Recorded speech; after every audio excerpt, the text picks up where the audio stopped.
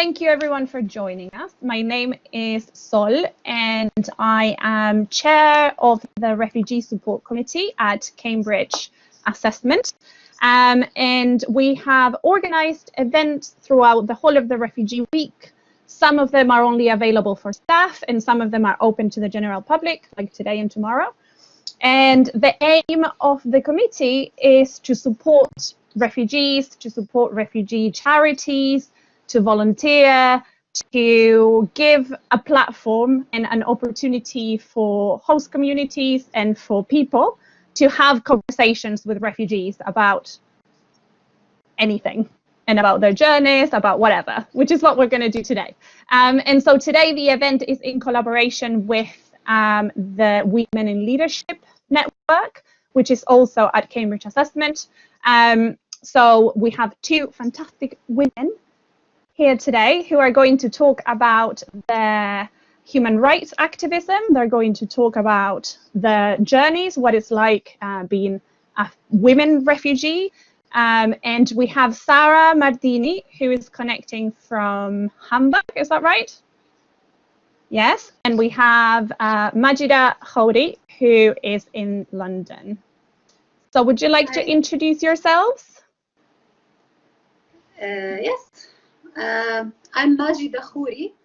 I'm from Syria, from Damascus originally.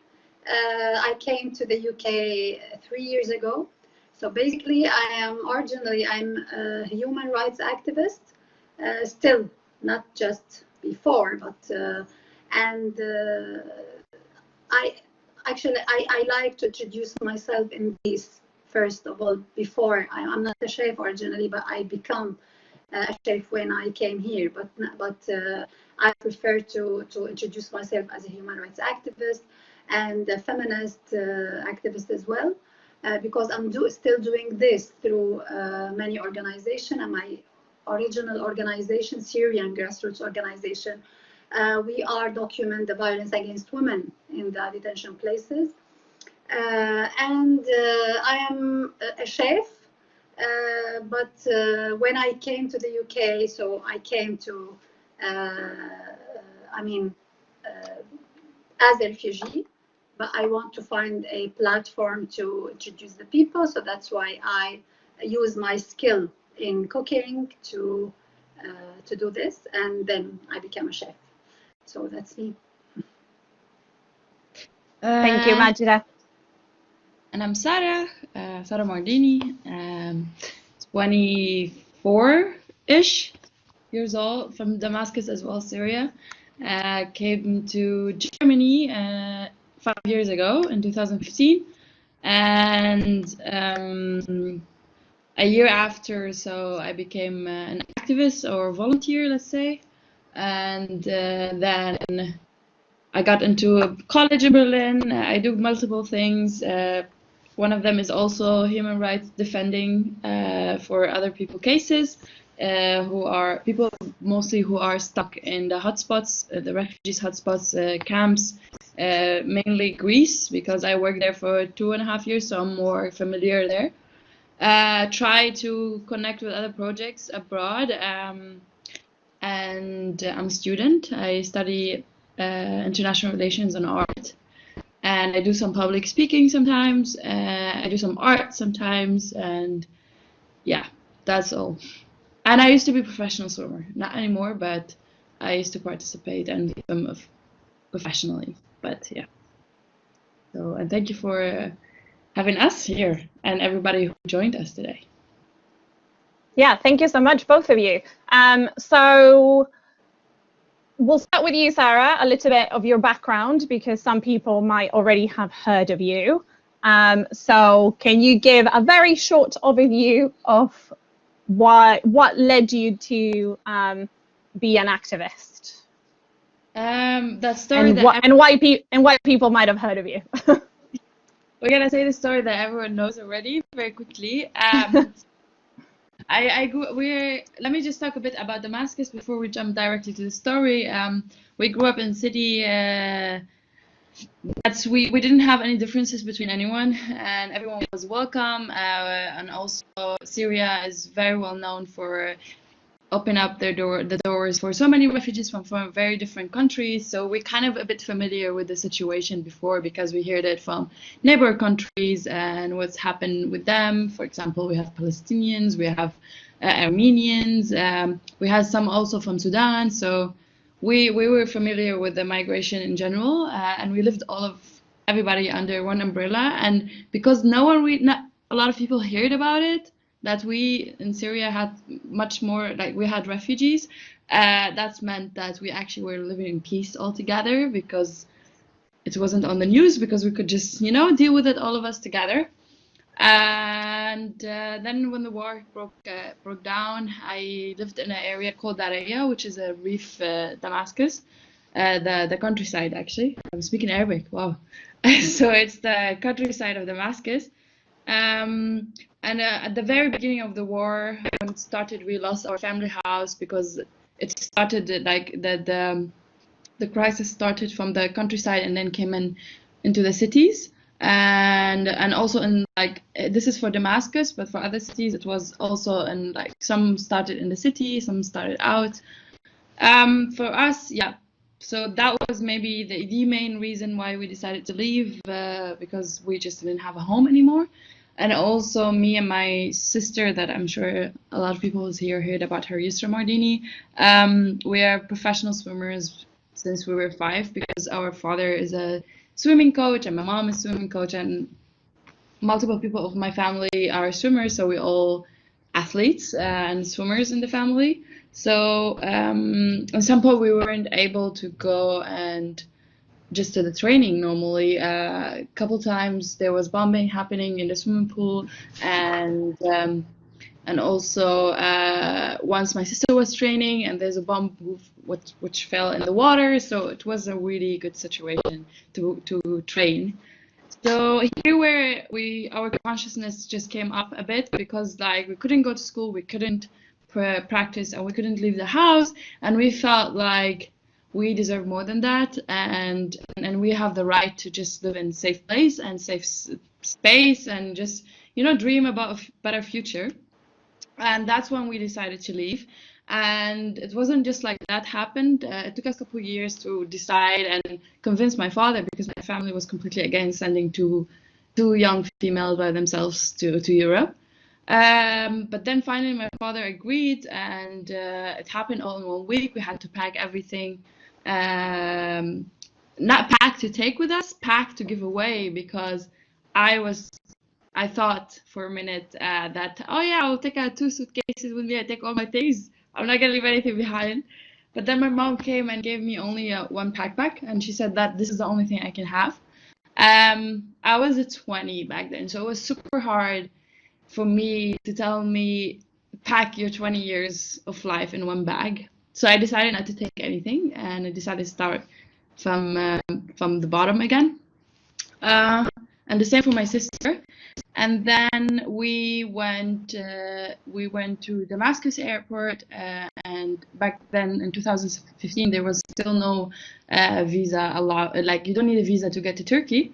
So we were still like from the very beginning, first ones. We got to the airport. We took a flight from Damascus airport to Turkey, and we transit in Lebanon. And then when we arrived to Turkey, we took a smuggler, and they tell you like all the structures, like where you should go and where they will pick you up from. And they drove us to Izmir. And then in Izmir, we spent 4 days on the shore, because they said that our boat was destroyed, so we needed to wait another boat to come. So here, as a female, I think the struggle started there, because just imagine that you're a female living on a shore and you're not expecting it, so you didn't have the things to support you, and there was no bathroom, there was no shower, there was tents to sleep. Like, we weren't camping because we weren't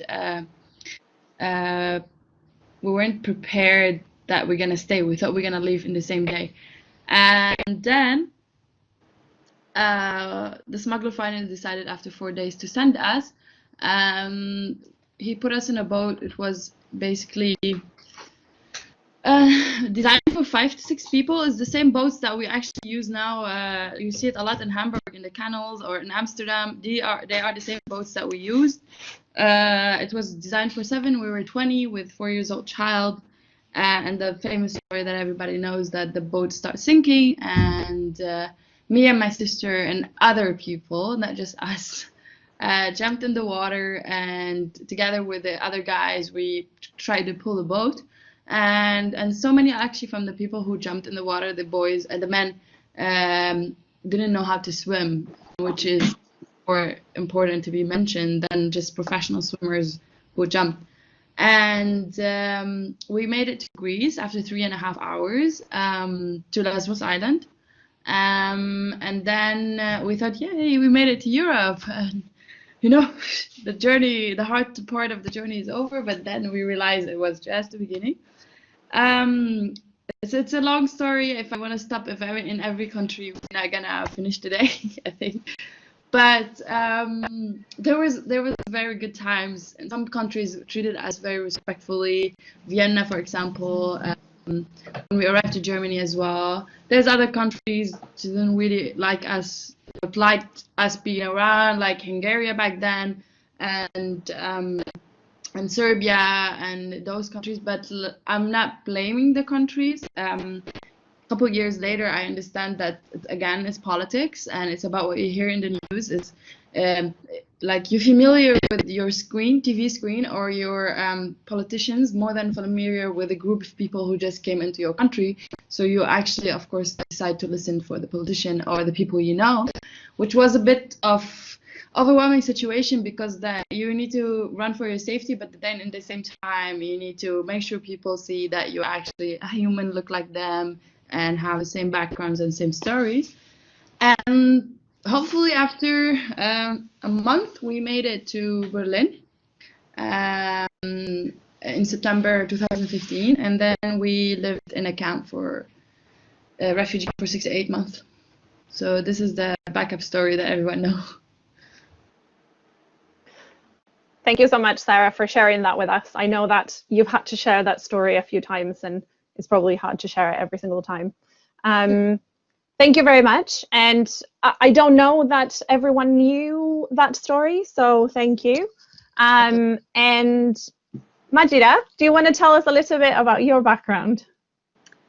Yes, actually, while I was hearing Sara, I always came to my mind all the Syrian who really, come to Europe through this way, and a lot of them, we lost a lot of them in the sea, and Sara was lucky and her sister, and thanks God that she arrived, and many of them arrived. But that's why every time in Refugee Week I want to focus more more about the refugees who deserve to be in a safe place. So I prefer to to discuss everything about refugees from the point of view that the reason which made them refugees. If I want to speak about my journey, so I participate the Syrian revolution protests from 2011. It was a dream. We felt like the dream came true, and we started our first protest in Damascus. After that,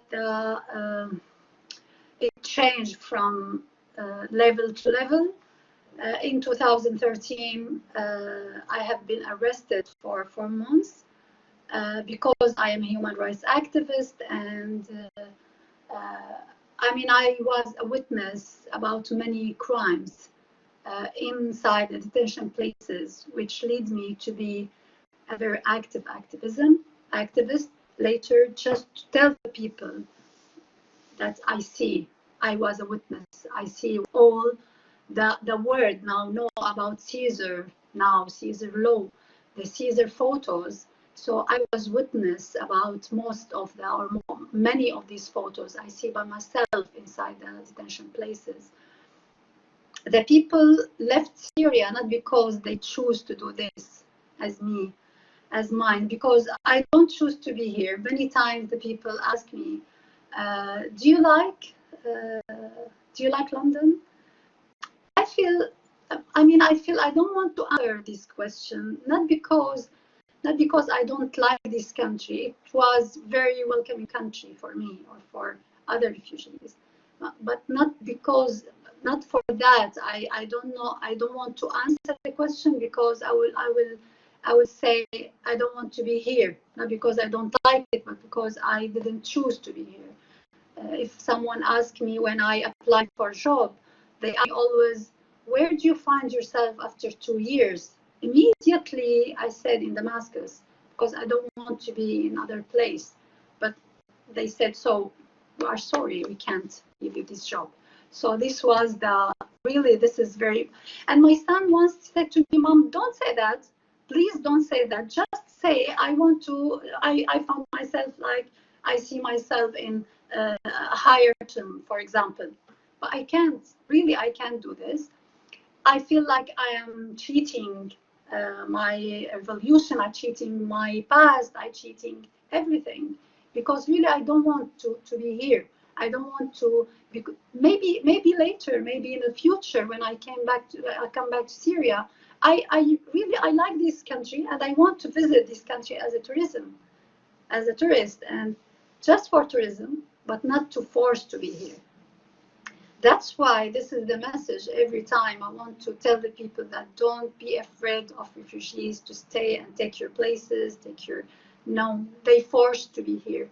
And they have to be in a safe place from the human rights points of view. So if you see the case like this, we will understand everything and we will really welcome all the refugees. I left Syria after I have been released after 4 months. The Syrian government kept follow me. They wanted to arrest me again. So, but I stayed in the country until 2016. At that time, I couldn't stand to stay under this big pressure. So I left to Lebanon in 2016. I stayed there 1.5 years. I was working with the women in the camps because I am a human rights activist. So I had a lot of jobs there with the women. Then I left Lebanon to attend a fellowship here in Scotland. Sorry. When I came to Scotland, so I didn't decide that I will stay in England. But because the refugee situation in Lebanon is very bad, also, so they didn't accept. I didn't have a residency in Lebanon, and I couldn't went back there. That's why I stay here and seek for asylum. And I invited my family after 1 year in a reunion process, and they came. So I stayed without my family for almost 2 years. I didn't suffer like Sara, and I suffered when I left Syria because I left through smugglers. It was like 12 hours through mountains. It was very dangerous journey because I couldn't live in a regular way because the regime was following me to arrest me. So that's why I had to go with smuggler. It was very dangerous journey, but I reached safe to Lebanon. Now I'm safe with my family here in this country. From the first minute I arrived here, I felt like, where am I, and what I'm doing in this country? I become like far from the Syrians, far from the camps, far from the people who are suffering inside Syria and in the camps in Lebanon. So that's why I try to find a way to help, to do something, to feel myself useful for them. And that's why I choose to be a chef, a teacher for Syrian cooking classes, to meet people. And after 2 months, I started doing I did a presentation with 100 English person in an event called Syrian Besieged Soup. I was a part of a campaign. We were like campaign for Break the Besieged from Ghouta. It's a small city. I mean, it's around Damascus. It's many villages around Damascus. It was under besieged for 5 years. And we were like campaign for them. I invited this through my grateful. They helped me a lot on this. I invited wonderful 100 person from my students that time. I did a presentation like I invited a doctor from Ghouta and also a humanitarian activist. She spoke about what's happening inside. She spoke from inside. And the people wrote for their MPs that the British government should take or do an action for this. Yes, and started my journey. Now I have my own job as Syrian Sunflower, my company, catering company. So that's what I'm doing for a living. And at the same time, I keep doing my activist in human rights. Yeah. Thank you so much, Majeda.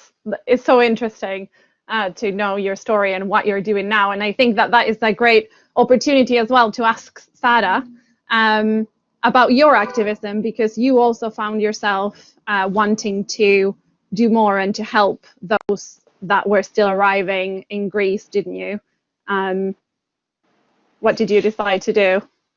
Yeah, I mean, at first it's happening by coincidence. I was going to the Olympic Games to join my sister with a refugee Olympic team, not to be part of the team, but to join her on her trip. When I received a message online from a volunteer who was working in Greece back then, and he told me that we would like to invite you for 2 weeks to volunteer with us and see our team work, and just to get to know us, because when the story that we just spoke about, the Syrian swimmer sisters came out, one of the therapists in the refugee camps, it's called Pikpa, used the story as a way to make kids psychology around water changes. So, but she didn't know that they actually took it very seriously, and the kid did like a very long research about the story and who we are. And then when they started to go, the organization back then from the guy was giving swimming classes. So he told me, so they're giving swimming classes, and then I went to volunteer there, and I met the kids, and I think that the whole thing that brought me together to this team, because the kids were asking to be like the Syrian sisters and teach them swimming, to become swimmers like them, like us. So that's how I got involved with. And these were children in the refugee camp, is that right? Yeah. Yes, in Pikpa camp. Yeah. Yeah. Yeah, so they asked to be like us, and then I went and met them, and then I figured out that I have so much potential there, and I have so much to give and offer. I can speak the language. I'm a search and rescue swimmer and a lifeguard, professional swimmer, so I can give a lot of help and hand there. So my 2 weeks journey turned into 2.5 years, on and off, between Berlin and Lesbos. I've done some volunteering here in Berlin, basically just English speaking. It's just whatever you can, like skills you can offer, you can just go for it. So yeah, that's my activism trip. And I did a lot of fundraising online. I did a lot of, I was just out about what's happening in Greece. And I think through my Instagram that everybody actually talks about, that I used to detail a lot, write in details, a lot of information that I receive all the time there, or I actually get from the people while I was translating, or just the news in general, because I think the refugees crisis back in 15 and 16, it was a cool story that everybody followed, and then later even the social media and the public in general that thought that it stopped because there was not much of articles or posts about it. So it was kind of our jobs to whoever was there to keep notifying that there is still boats, there is still people arriving. And through that, I think I grew an audience, and that was great because whenever I had to do a fundraising campaign, people were very active and always helping. But I never actually ever called myself an activist when I was there. It's happened when my journey with activism took a slightly different path or road. Yeah, I was going to ask you whether you are allowed to talk about that. Yeah, I'm allowed to talk about it, yes. Okay. I'm allowed to discuss it more like in details, but it's okay. I'll explain everything. General terms, yeah. Yeah, so after spending a bit of time in Lesbos, I felt like if I actually want to change something on the ground, I need to have, I need to study, I need to educate myself more about the situation. I have the experience, but I don't have the theoretical and academic way of describing it, so I can convince someone who is sometimes hard to talk to. So I applied for Bard College Berlin, and they have a refugees program where they give 8 scholarship for 8 refugees every year, and it's still happening till right now. I heard about it, and it was very great because it was in English, so I didn't have to speak German. I applied for it, and I took full scholarship. When I was going home to start with my education, and I would just come back to Lesbos in the summer or something. So I was in the airport where a couple men come over to me and said, Sara, please, you need to come with us. I had 2 of my best friends with me. I said, okay, well, I went with them, and I was taken to this police station. They said they'll ask me a couple questions and then they'll send me home. And but then when I was there, my colleague Sean Binder shows up, and he was just bringing me a jacket, and they didn't let him leave the station. And we still didn't understand what was going on until, like, whenever, excuse me to say that, but whenever I want to go to the bathroom, the police officer is joining me. So I was like, okay, there's something very weird. Like, why wouldn't I just go to the bathroom by myself? And then we stayed for so many hours. I think I was there since like 5 a.m. till like 1 p.m. till the lawyer came through our team. And this was in which Greek island? Lesbos. In Lesbos, where you were volunteering with search and rescue. Yeah. Yes. Then the lawyer came, and he said that we need to go to the court. You need to speak in front of the judge, and then we'll see what's gonna happen. Still, it was so completely vague. We didn't know what's going on. We go to when we got actually understood that there was something off, when the police officer asked me and Sean to give our hands up. So he was like, give me your hands, and we were understanding. So he handcuffed us to each other, and then okay, I think I'm a prisoner right now. Like, was it? No one really actually knew what was going on. We went to the court. We testified, spoke about everything. Like, usually the interview lasts for 30 minutes. We spoke like above an hour. We've been asked everything, and I think for me as a refugee, I've been asked where my family got money from. I was asked all kind of questions, and then after like 2 or 3 hours, they said that we are accused of multiple charges. Not just me and Sean. There's other people involved, and those charges are being part of a criminal organization, money laundering, smuggling, trafficking, espionage, and recently they add fraud. So I'm sorry, I cannot really not laugh whenever I say these charges because it's just weird and it's just funny. But it's not funny in the case situation, but like just these heavy charges, like I'm dealing with, and I'm like, okay, like we were so confused. And then the judge said that we're gonna be detained until the trial. I wanted to add as well that I remember when Sean Binder, who also got arrested with you, was speaking about this in the last event where we met, and he was saying how the charges for espionage were because you were using an encrypted messaging service, which is just WhatsApp. Yes. Yeah. Yeah. Exactly. Yeah. Exactly. I wish I could speak more, but yeah. One day we will. Yeah, exactly. So basically, like, what if the question was like, why do you use WhatsApp? Why did you use Viber? And we're like, everybody used WhatsApp. You know, like we had such a like, and I don't want to say naive, but just honest human answers.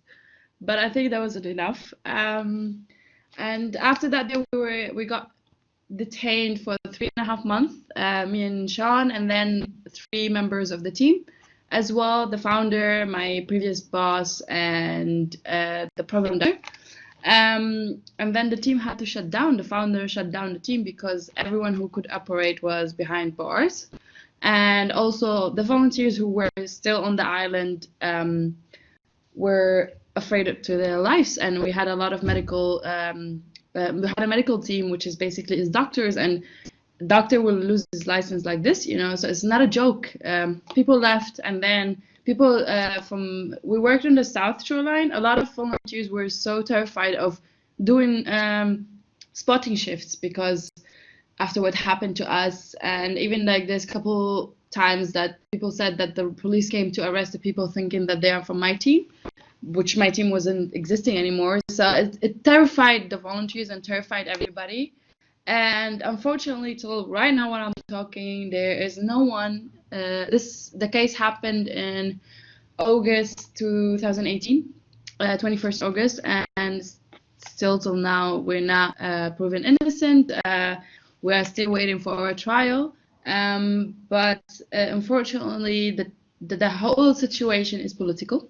They didn't really care who I was or Sean was or the other 3 people. The whole idea was that they believe that if that the refugees, when they cross, and this is something I think Majeda highlighted it, that people are like also running for safety and for temporary safety technically. So the whole thing started that criminalizing of humanitarians is technically, they believe, I don't know who, but they believe that refugees come to Greece or to any country because Sara or Sol or Majeda is standing on the shoreline giving them water. So like imagine how like it's so ridiculous to think about it that way. Like imagine I left my home because I know that someone is waiting for me on the shoreline to save my life. My answer actually, I was asked this question for my first interview was with BBC after I went out, and they asked me what do you answer this with.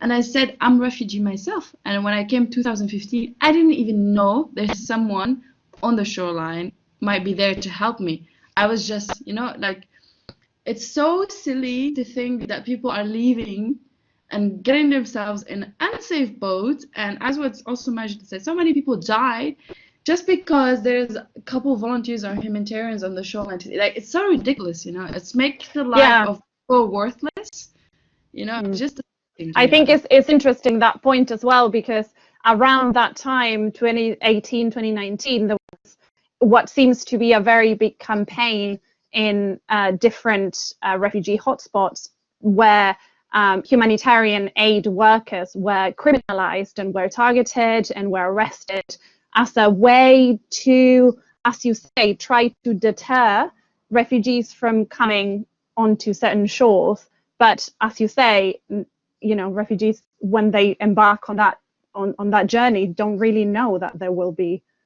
that there is an organization waiting there or help or. Exactly, and when it's happened to us in Lesbos, it was happening in Italy with the Sea-Watch team and Juventa ship, and and also 2 years before it happened to Team Humanity and Spanish team Proctifa. So it's happening since 2016. And it happens in Calais as well. Several of us, we volunteer in Calais regularly, and there are volunteers that have been arrested there before on charges that were non-existent and were let go after a while, but they still had to go through the whole terrible ordeal of, you know, going to court and being arrested, etc. And as a way to try to get people to not go there to volunteer anymore.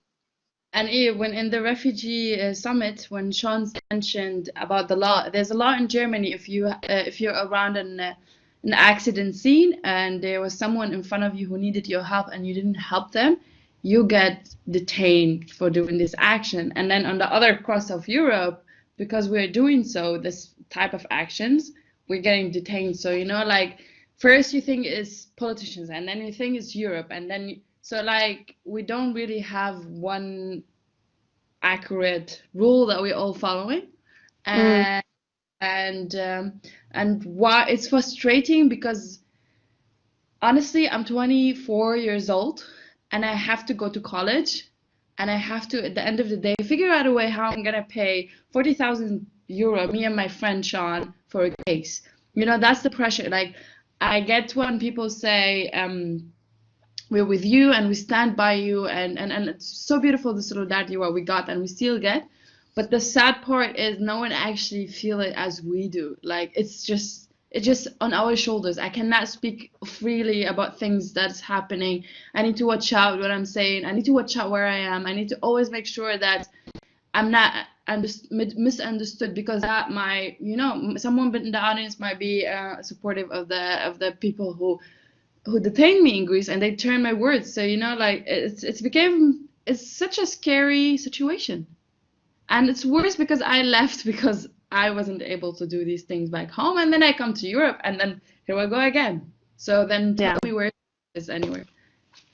Yeah. Thank you so much for sharing that with us. Again, not an easy thing to share. So thank you, Sarah. Majeda, how are you? I wanted to ask you, what has your journey in activism been like since coming over to the UK? Because you started your own enterprise called the Syrian Sunflower, where you try to empower other women, other refugee women, to start their own businesses, and you keep talking about what is happening in Syria. Actually, the main thing from my job, or which I choose it to be like Syrian Sunflower, I aimed from this to find a platform, first of all, to be a platform to highlight the human rights issue in Syria. As I said before, I found myself like useless, by myself, without friends, without family, far from the Syrians, my people, far from the place where I can do my activity as a human rights activist. So I start thinking that I have to find something to do. And Syrian Sunflower later became the platform, or I talk about how I started as a cooking class teacher, just to meet people, to meet the British people, and to tell them about Syria. So we were doing a class, and after that we shared, because I believe that when you come around the table, you can share your emotion. When you share food, you share love. This is my words. Always I said that because I believe in this. Maybe because when I was in Syria, I was treat my friends, my family through cooking. I have passion on cook. I didn't cook just because I am a mother or a wife, or no. I was cooking because I want to treat the people through this.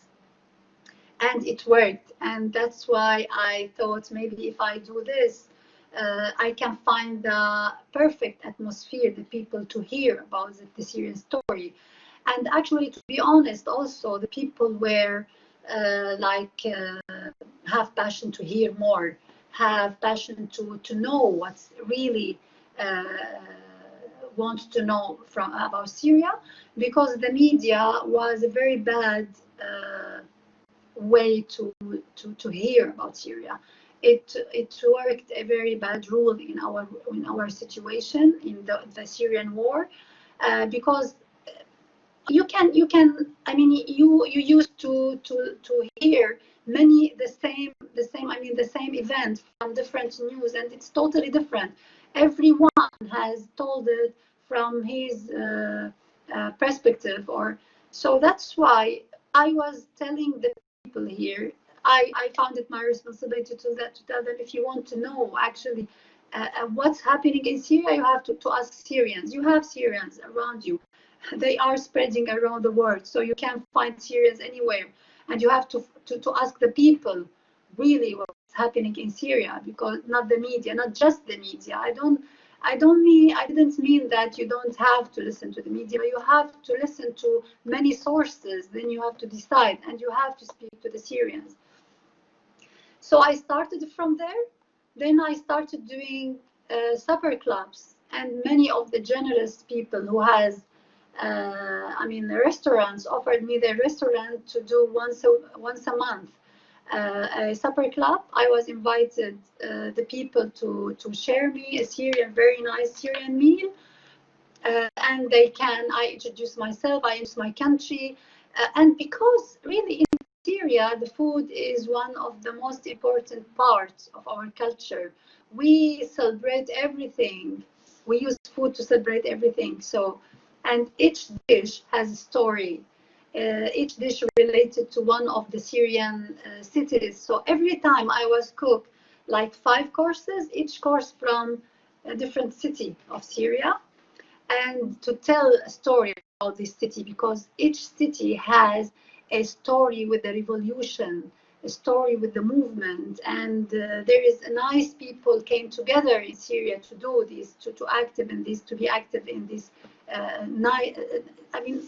for me it was nice revolution, and it will be revolution. I will keep it like this, because the media take it to other steps. So now all the people said, and I was surprised when they told me every time, so it's about a war between Assad and ISIS. It's my responsibility. So I found myself responsible to tell the truth. It's not about the war between Assad and ISIS. No, it started a peaceful demonstration against this regime who started 50 years ago. We have right to change our regime. In all the democratic countries, they change the president every 4 years, maximum 5 years, or 7 years, let's say, but not 50. So it's enough. He has to go, and he is a dictator. He has to go. He has to leave this place to other people to build their country in the right way. So that's why I said he changed everything to make it like it's a war between him as a regime and ISIS. But who opened the border for this ISIS, or for all the other military or militias? So I started, I kept telling this story to the people, and I want them to know what's happening, especially in human rights things.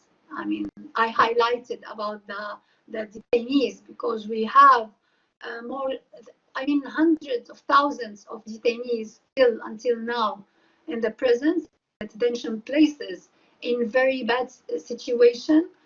So many of them, and thousands of them, died under torture. And yeah, I wanted to highlight about this. After that, I want to find something to live. To earn some money. But at the same time, when I created the Syrian Sunflower, it was like platform to train a Syrian woman if they want to do their own business. So it was a very good opportunity for them. I offered them an opportunity to train them, because originally when I was in Syria, I was trained women about, I have these skills, communication skills. So I was training women about how to communicate with children. But I use these skills also in my company to train them how to do their own business. Also, I had this information from my experience with Turn, this great organization who helped a lot of refugees, and really they are amazing people. Yeah, they really are. Sorry to interrupt you. I was going to say that we are going to, all of the organizations that you both are mentioning, we are going to share afterwards links, because I can already see comments from people asking what the different names of the organizations are. So Turn is one of them, who is a company that trains refugees to set up their own enterprises. Yes. Yeah. So after that, so this is I was telling you that the Syrian Sunflower is a platform to train the women, and I'm doing a catering business. But the catering business is for companies and for organization.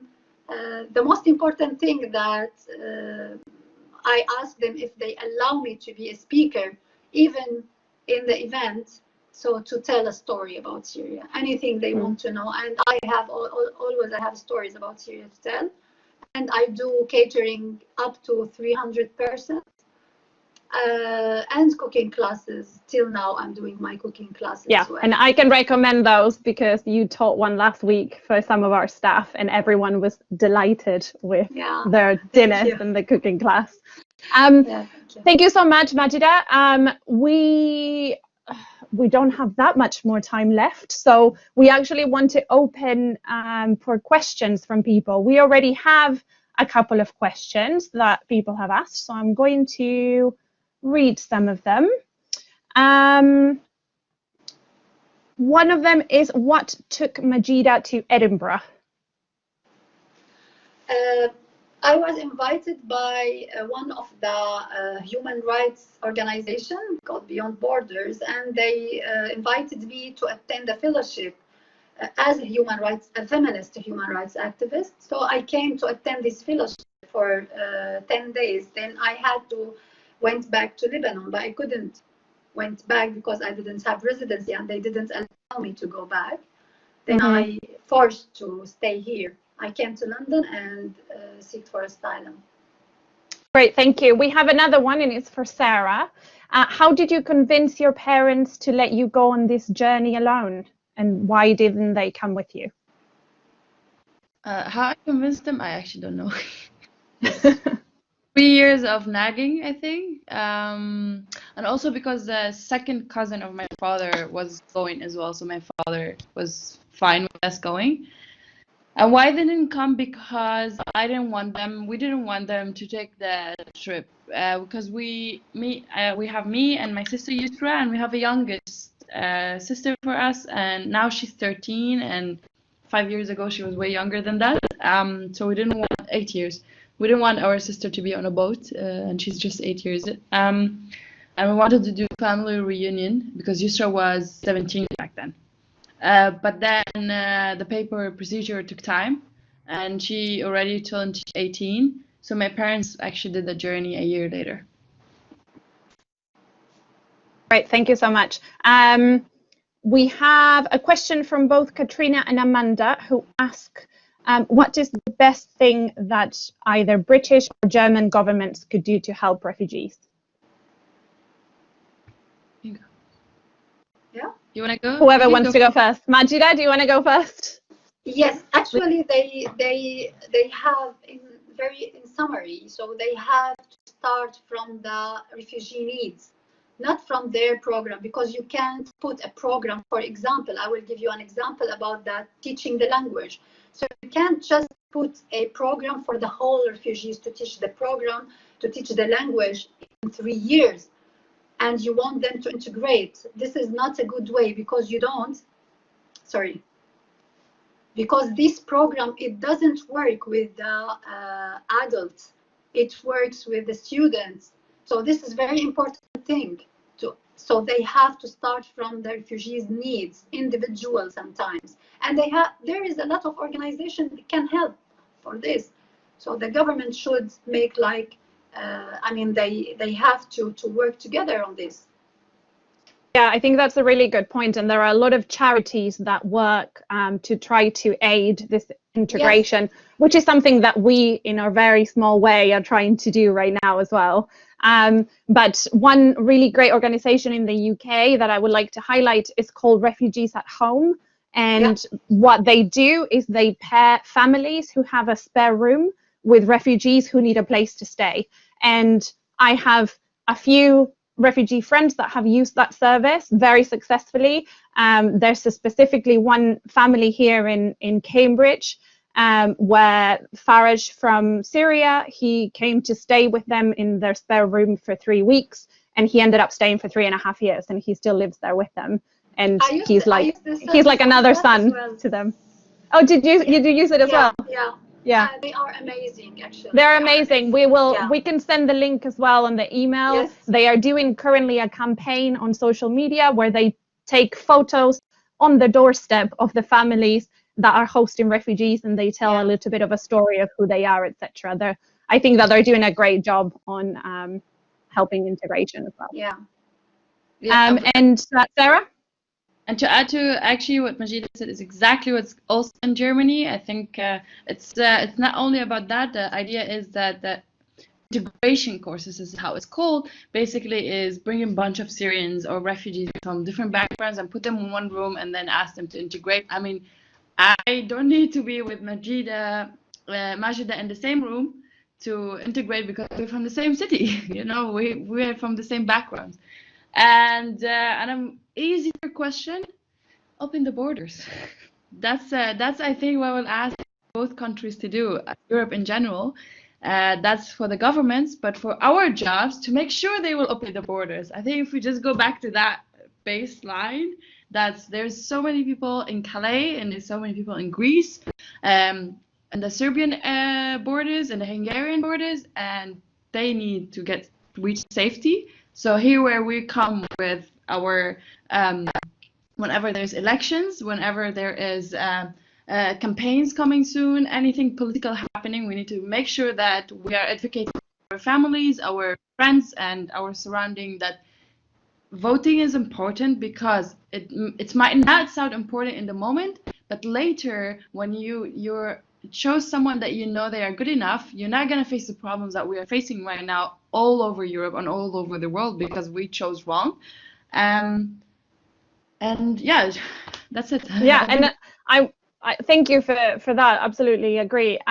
But also I would like to add that it's also very important to break misconceptions, and what we need to do is to engage in this kind of conversations with refugees to realize when people ask you, well, why do they come here? Why don't they stay and fight? Why don't they stay in the first country they come to? All of those questions, so that you know how to answer those questions. And I know because I've had these conversations with you, with those stuck in Calais, with very dear friends that I've made, and I can answer those. But having these type of conversations with the 100 people that we have connected right now, I think that is also important to aid integration, but both ways, I think. And also, the thing is that it's also, I think it's enough time been spent on why they're coming here and why they're living in our country. I think it's more 5 years already. You know, I got bored already, to be honest, from these same questions, and especially right now because Syria is facing way worse problems and way worse situation that it's been 5 years ago. Everybody knows about that the Syrian pound dropped, and that people have no food, literally no food, and they have no money, they have no medication, and they're stuck back home. So I think, you know, for us, I'm done explaining why I'm coming here, because now we are busy with how, like, and even it's harder because of the Syrian government. We're not allowed to send money. Like, if you have an organization, you cannot support, you cannot engage, you need to figure out something through someone who is already registered. So the Syrian society now is way more busy than explaining to everybody why we are coming here, because we have families, we are trying to make sure they have food on their plates every night. And Majeda will support that as well. Will agree. I want to add something in this case. If they want to really support the Syrian and the refugees, they need to support the political solution, first of all, and the political solution who serve the Syrians, the real Syrians, who there is 10 million Syrians outside. So they have to support this solution, which is like they are part of it. We want them to stop, support the individual militias or individual parties, or just support the Syrians, the political solution which is on the table in Geneva. So there is something clear. They have to support it, not just to be like silence in front of all what Russians do now and supporting the regime in a very hard way, and what they are doing. Just you said you want just to stop the refugees. No, you can't. You can't. You have to open the borders if if you can't do anything in a solution, in a political solution. Thank you so much, Majeda. There's another question from Steph for you as well, Majeda. Do you see any hope for the future for you to move back home? Always we have hope, always. And now I found hope. I feel hope because the Syrians inside Syria, in the south, in Sweden now, they started, they renew the protest again, the civil one. They are, because it's horrible, the situation inside, as Sara said, they are hungry, there is no medication, and they said just because of the, this is because of the regime. Everything happened inside Syria, it's because of the regime. If he wants to solve the problem, he can solve it. So that's why really they need to, I have hope always. And immediately when we have like a minute, they open the border and they allow us to go inside to change. I will not go back unless something change. I will not go back to the same situation because I will be in a prison again. Me and all the activists and all the Syrians. And we said this because from Lebanon, many Syrians went in a forced return to Syria, and we documented many of them. They arrested by regime again. And the Lebanese government said, you are safe, you can go. They went there and they have been arrested there inside. So we want a safe country to return to it. Thank you so much, Majeda. I also have a little message here from Annabelle, who says, thank you so much, Majeda and Sara, for sharing your experiences and for all your work. Majeda is going to be catering our wedding in 2021. Yeah. And we are really excited to share her delicious Syrian food. So that's really amazing as well. There are a lot of messages saying thank you for sharing your stories, and I do thank you for sharing your stories as well. We have about 10 minutes left, so we have time for a couple of more questions if people want to write any more questions. We have one more from Taz, who asks, what would you say regarding the immigration policy in the UK? For me, the question for Sara. Oh, the UK. So I sorry. Yeah, Sara is in Germany. Yeah. So the immigration rules, you mean? Yes, I presume so.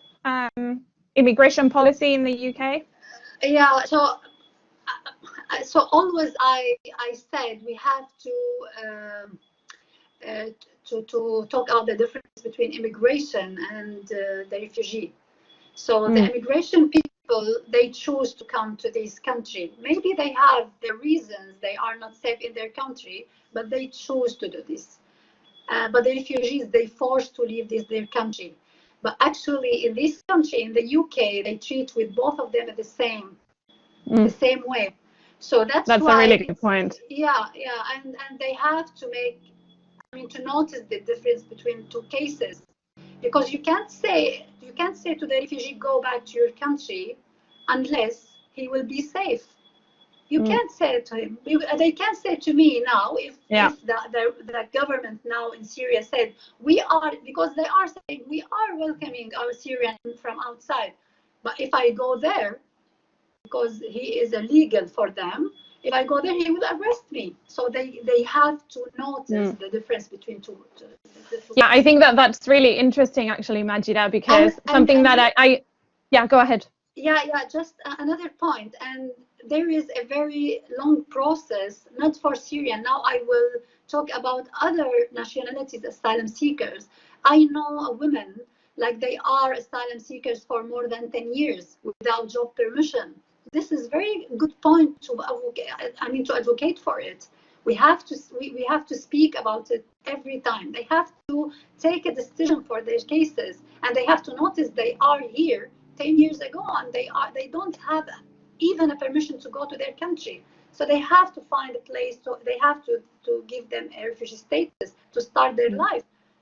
Yeah, and this is very good thing. They have to think about it. They have to advocate it, to ask their MPs to move this file again. Yeah, that's a very good point. We have another question from Akila, who asks, what particular difficulties do refugee women face? I can answer. Sarah? Yeah. I'm just gonna explain to you I'm gonna say to you what we have in the refugee camps, and then you will decide yourself. So there's no bathroom, there's no shower. There is, but they're communal, so it's basically 13,000 people use it together. There's no safety, there's no healthcare, there is no mental care, and there's no privacy and no safety. So I don't know what. Then I think you already have an idea of what. It's what everybody is the same, but then if you're female, it's even worse, because you just can't be a female. Like, you need to just go with the flow and be anything that is gonna serve your situation. So that, yeah, I think that's how I'm gonna answer the question. Great, thank you very much. And actually, Sarah, there's a couple of other questions for you. What do you want to do when you graduate? You don't know? I don't know. I first would graduate, but I actually just got I got accepted into a job in Berlin with an organization called Give Something Back to Berlin, and I will start in September hopefully, and we'll see from there. I mean, we're gonna go back to the war, like the field somewhere. Maybe I will. Hopefully, my case will be over by the time I graduate, and maybe I go to Calais. I think I will be overseas somewhere in a refugee camp working. Fantastic, thank you. And there's another question as well, Sarah. Salia says whether there's a platform through which people can financially support you with your legal fees. Yes, which is, we have a donation campaign that we just launched, so people can, if you want to support us for our case fees, and Sol will be sharing it after. Yes, through an email. I will share. We will send an email to everyone who signed up for the session with all the relevant links for Sarah and also for Majeda. And then I think we have time for one final question. Isa asks, says, thank you both for your courage and achievements. What is your proudest achievement as an activist? Majeda? Until now, really, I don't know, because I'm still have a lot of things to do. I have many cases to keep working on it, and as an activist, I feel like as an activist, I can't say I've done something, because always there is more. Because we don't have our rights as a Syrian first, and as a woman secondly. So that's why I'm proud of myself that I can find every time and in any situation, either it's worse or good, I can find a place for myself to start my activism again and again and again. Because always I find myself have a responsibility to be. This is my life. My life is, I am a human rights activist. It's a lifestyle. It's not just an activist. It's not just because we have this situation from 2011. No, I started this before when I was young. This is a lifestyle for me. So I will find everything, people, even not as Syrian, even the other nationalities, because when you believe in human rights, you will find all the people the same, and you can define any case in the world. But now in this case, I want to say something that I'm very proud about the Londoners who go out for George Floyd. I'm very proud, but I wish that really I felt sad because we didn't find this number went for Syrians when they died by chemical weapons. And there's a lot of massacres back in Syria happened for children, and they saw the photos in the whole media, but no one go out for Syrians or speak out for Syrians. And I wish they do now, because always we still need your voices. We still need your voices, because we want to go back to our country. Thank you, Majeda. And Sarah, what is your proudest achievement as an activist? I agree with Majeda. I don't think I achieved anything that any human cannot really achieve. For me, I think one of the best moments I love about being an activist that I have the opportunity to see things from other perspective and also make someone just feel as a human for 5 minutes and give them spotlights for 5 minutes a day. I think that's what made me happy through my work. But achievements, yeah, activism is a long journey. Yeah, couldn't agree more. Well, we've come to the end of our session. Thank you both so much. You're such inspiring women. And even though, Sarah, you said that you haven't done any achievements, I think that we can all disagree with that, because your activism is so important, and so is yours, Majeda. Thank you so much to both of you. And thank you so much for everyone who joined us, for being interested in having these conversations, which I think is very important. And yeah, thank you so much. And we will send an email to... Yeah, no problem. Hopefully we can welcome you in person in Cambridge when we can give each other a hug and we can have a dinner with your food, Majeda. Yes, absolutely. Absolutely, yes, it's my pleasure. Thank you so much to the both of you. We have lots of messages coming in saying thank you and good luck with your job, Sarah. Good luck with everything that you're doing, Majeda. And hopefully we'll speak soon. Happy Refugee Week. Thank you.